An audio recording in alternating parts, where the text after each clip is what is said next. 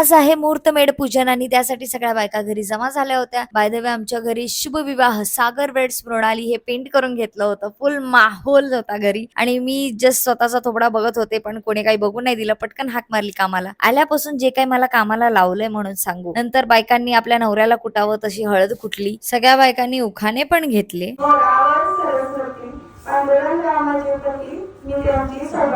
अशी मजा मस्ती करत दादाची मुहूर्तमेढ पूजन झालं होतं. मग पटकन झोप काढून घेतली थोडीशी. उठले तर माझे बाच्चे फणस खात बसले होते. त्यांच्याकडून फणस झापले, त्यांना त्रास देत देत ते खाल्ले.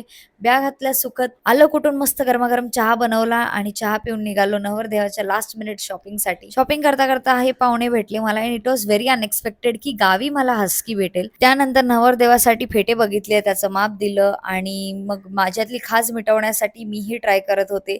उगाच एवढं फिरल्यानंतर माझ्या बच्चांची सगळी शॉपिंगची खाज मिटली आणि आळस काढत तिथे बसले होते रेंगाळत. नंतर आम्हाला लागली होती भूक म्हणून मी दाबेली आणि भेळ ट्राय केली. भेळ बाबतीत मी कॉन्फिडेंट होती, पण दाबेली एवढी सुंदर मिळेल मला हे खूप अनएक्सपेक्टेड होतं. त्यानंतर आईस्क्रीम ट्रीट घेऊन घरी गेले आणि घरी सुरुवात केली मेहंदीला. रात्री 11 वाजता पहिली नवरदेवाची मेहंदी काढली आणि त्याला हकलवलं झोपायला की निघ. नंतर बायकांच्या लागल्या रांगा, एकानंतर एक काढत काढत गेले आणि शेवटी माझी स्वतःचीच मेहंदी राहिली होती. तीच मेहंदी बघायला नक्की फॉलो करा.